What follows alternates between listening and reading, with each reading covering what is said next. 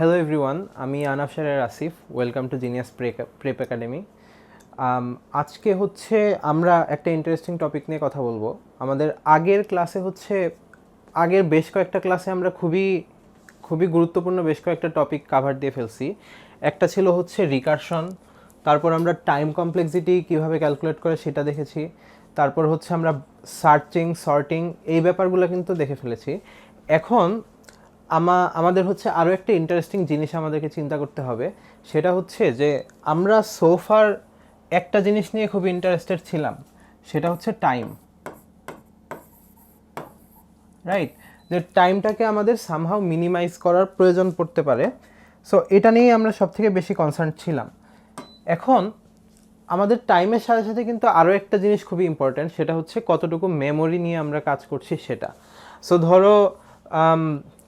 ধরো হচ্ছে আমরা যেসব ভ্যারিয়েবলগুলো রাখি, সেই ভ্যারিয়েবলগুলো তো কোনো একটা জায়গা দখল করে আমাদের র্যামে, রাইট? সো ধরো তুমি ধরো 100 সাইজের একটা অ্যারে ডিক্লেয়ার করলা। এখন এই অ্যারেটা তো হচ্ছে তোমার র্যামের মধ্যে কোনো একটা জায়গায় কোনো একটা স্পেসিফিক অ্যামাউন্ট অফ মেমোরি হচ্ছে অ্যালোকেট করবে। তো এগেইন আমাদের যেমন আনলিমিটেড টাইম নাই, সেরকম আমাদের আনলিমিটেড মেমোরিও কিন্তু নাই। সো আমাদেরকে সামহাও এমন কিছু করা লাগবে যাতে হচ্ছে আমরা মেমোরিটাকেও অপটিমাইজ করতে পারি। সো তাহলে আমাদের দুইটা জিনিস খুবই ইম্পর্ট্যান্ট, একটা হচ্ছে মেমোরি অপটিমাইজেশন আর একটা হচ্ছে টাইম কমপ্লেক্সিটি কমানো। সো ফাইন, আমরা এখন একটু মেমোরি নিয়ে আলোচনা করি। তো আমরা একদম শুরুর দিকে যখন আমরা ইন্টিজার লং লং এসব দেখেছি, যে আমাদের ইন্টিজার একটা ডাটা টাইপ আছে, তারপর লং লং আছে,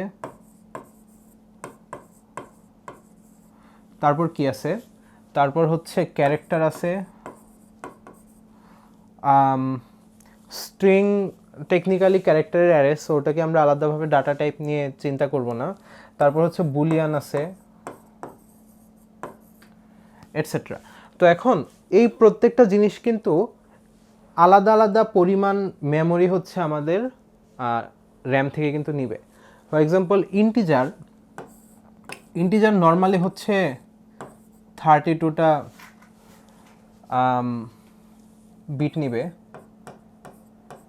অথবা তুমি বলতে পারো হচ্ছে 4 বাইট। সেরকম লং লং নিবে হচ্ছে 64টা বিট। তারপর ক্যারেক্টার, এটা নিবে হচ্ছে ক্যারেক্টারের ক্ষেত্রে এক্স্যাক্টলি আমার মনে নাই, মোস্ট প্রবাবলি 1 বিট বা আচ্ছা আই থিঙ্ক 1 বাইট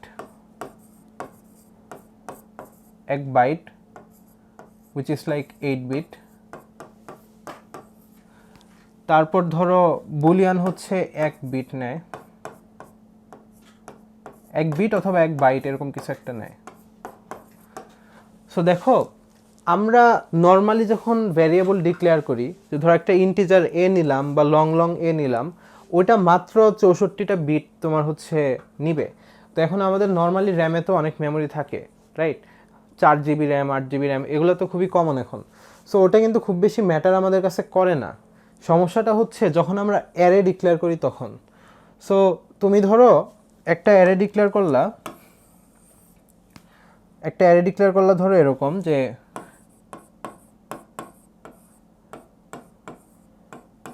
10⁵। সো আমরা তো লাস্ট ক্লাসে তো আমরা বেশ কিছু প্রবলেম সলভ করেছি, বাট তার আগের ক্লাসে আমরা যখন থিওরিটিক্যালি কথাবার্তা বলছিলাম, আমাদের হচ্ছে একটা 10⁵ সাইজের একটা অ্যারেকে সর্ট করা লাগতো, রাইট? সো 10⁵ সাইজের কোনো একটা অ্যারেকে যদি আমরা সর্ট করতে চাই, অ্যারেটাকে তো আগে ডিক্লেয়ার করতে হবে। সো ডিক্লেয়ার করলে হচ্ছে সে আসলে কতটুকু মেমোরি নিবে, এই জিনিসটা নিয়ে আমাদের একটা আইডিয়া থাকা কিন্তু জরুরি। সো আমরা চাইলে এটা করতে পারি যে হচ্ছে আমরা খুবই থিওরিটিক্যালি খুবই প্রিসাইসলি ক্যালকুলেট করব, বাট এগেইন আমাদের ইনফরমেটিক্স অলিম্পিয়াডের কনটেক্সটে তোমাকে হচ্ছে অত ডিপলি অ্যানালাইসিস না করতে পারলেও হবে। তোমাদেরকে জাস্ট বুঝতে হবে, মানে ইনটুইটিভলি বুঝতে হবে যে আচ্ছা আমার এই পরিমাণ মেমোরি আমাকে দেওয়া হয়েছে, এর মধ্যে আমি জিনিসটা করতে পারবো কিনা, একটা রাফ একটা ক্যালকুলেশন হচ্ছে করা জরুরি। সো ধরো আমরা এটা ইন্টিজার টাইপের অ্যারে নিছি, সেই ক্ষেত্রে ইন্টিজারের প্রত্যেকটা ইন্টিজার হচ্ছে 4 বাইট করে নেয়, রাইট?